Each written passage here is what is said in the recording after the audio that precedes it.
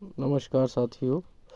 आज हम बहुत ही महत्वपूर्ण विषय के टॉपिक के साथ आपके समक्ष उपस्थित हैं। और अगर आप मुझे जो है 5 मिनट ध्यान से सुनेंगे तो आपको बहुत ही लाभ मिलेगा। आज हम सिंपल टू सिंपल पढ़ने जा रहे हैं। मैंने एक नियम एक वीडियो में बना दिया है। अब आज मैं दूसरा जो है फार्मूला लेकर आया हूँ और बड़े ही मान लीजिए हिंदी मीडियम के बच्चों की तरह ही मैं पढ़ा रहा हूँ और आपको मान लीजिए कि बिल्कुल व्यवहारिक तरीके से आपको पढ़ा रहा हूँ और आपको समझ में अवश्य ही आएगा। आज मैंने जो है पिछले वीडियो में प्रेजेंट पार्टिसिपल के यूज़ से सिखा दिया है। आज हम परफेक्ट पार्टिसिपल के यूज़ से सिंपल टू सिंपल वाक्य बनाना सीखेंगे। तो पहले तो आप परफेक्ट पार्टिसिपल किन वाक्यों में इस्तेमाल करेंगे वो देख लीजिए। जब एक कार्य समाप्त होगा, ध्यान से सुन लें, जब ये कार्य ऐसा लगेगा पूर्ण रूप से समाप्त हो गया, उसमें कुछ बीच में टाइम लिया गया है समाप्त कर दूसरा अगर कर रहा है तो परफेक्ट पार्टिसिपल का उपयोग करते हैं। एक बार फिर से सुन लें। जब एक कार्य पूर्ण रूप से समाप्त होकर दूसरे कार्य को करने में अगर बीच में थोड़ा सा भी समय लिया है तो वहाँ पर हम परफेक्ट पार्टिसिपल का प्रयोग करते हैं। कहने का मतलब एक कार्य पूर्ण रूप से समाप्त कर लिया जाएगा। फिर आपको ध्यान आएगा कि वाक्य इस तरीके के वाक्य बनाए कैसे। वाक्य बनाने का नियम है, अगर एक्टिव वॉइस वाक्य है तो जो क्रिया पहले हुई है, आप समझ यहाँ पर ये मेन पॉइंट है, जो क्रिया पहले हुई है उस क्रिया से पहले हैविंग और थर्ड फॉर्म से वाक्य बनाएंगे। अगर पैसिव वॉइस है तो having being plus third form से वाक्य बनाएंगे। खूब समझ में आ रहा होगा। तो अभी मैंने आपको फार्मूला बताया है प्रेजेंट से सिंपल वाक्य बनाने का और बाय यूजिंग परफेक्ट पार्टिसिपल। अब मैं वाक्यों में उनको उस नियम को अप्लाई कर रहा हूँ, तो ध्यान से सुनते रहें, आपको आनंद आएगा।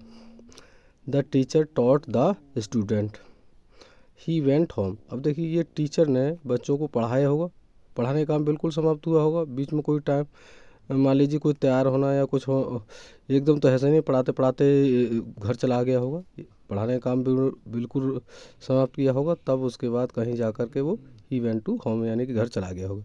इस वाक्य को पढ़ने के बाद ऐसा लग रहा है जैसे कि ये कार्य पूर्ण रूप से ही समाप्त हुआ है, तब दूसरा कार्य हो रहा है, तो आपको पता चल रहा है। तो टॉट पास्ट इंडेफिनिट का प्रयोग हुआ है इस वाक्य में, यानी कि ये एक्टिव वॉइस वाक्य है। तो एक्टिव वॉइस ऑफ क्रिया कौन सी पहले हुई, घर जाने की या बच्चों को पढ़ाने की? तो पढ़ाने का काम पहले समाप्त हुआ होगा, ये पहली क्रिया होगी, तो इससे पहले हम क्या लगा देंगे, हैविंग। तो हैविंग टॉट द स्टूडेंट हो जाएगा, कॉमा लगा देंगे। कौन चला गया घर, द टीचर वेंट होम। ठीक है, समझ में आ रहा है। फिर है he took his lunch, he slept. अब स्लेप्ट और लंच जो लिया होगा वो काम पहले हो गया और उस सोने का काम बाद में हुआ होगा, तो पहली क्रिया का होगी लंच, और टुक हुआ पास्ट इंडेफिनिट का यूज हुआ है, और ही पहले सब्जेक्ट है, तो यानी कि हमारा एक्टिव वॉइस हुआ। तो एक्टिव वॉइस है तो हम क्या करेंगे, पहली क्रिया से पहले हैविंग लगाएंगे, हैविंग टेकन हिज लंच हो जाएगा, और कौन सा हो गया, ही स्लेप्ट। वाक्य कंप्लीट हो गया। आगे ध्यान से सुने। अब मैंने आपको बताया था एक पैसिव फॉर्म वाला, तो एक्टिव वॉइस वाले ऊपर हो गया, पैसिव वाला देख लीजिए। The terrorist was caught by the police. अब ये बाई और बाज और थर्ड फॉर्म आ जाती है, बाज वर और इजारा में थर्ड फॉर्म आए तो पैसिव वॉइस होता है वो वक्त। तो he committed suicide, the terrorist was caught by the police, he committed suicide. तो अब पहला कार्य कौन सा हुआ होगा, कॉट वाला, और कमिट सुसाइड बाद में किया होगा। तो हैविंग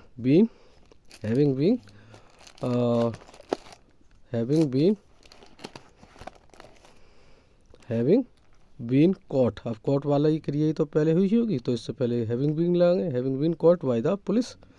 किसने, अब ये ही शब्द तो है, चोर को, इसको टेररिस्ट को ही तो लगाए, तो ही हटा देंगे, तो द टेररिस्ट कमिटेड सुसाइड। अगर मेरी वीडियो पसंद आ रही है तो लाइक करें, कमेंट करें, शेयर करें और चैनल को सब्सक्राइब जरूर करें। और आपसे बस यही विनती है कि इस चैनल को सब्सक्राइब जरूर करें और सपोर्ट करें। Thank you for watching my video.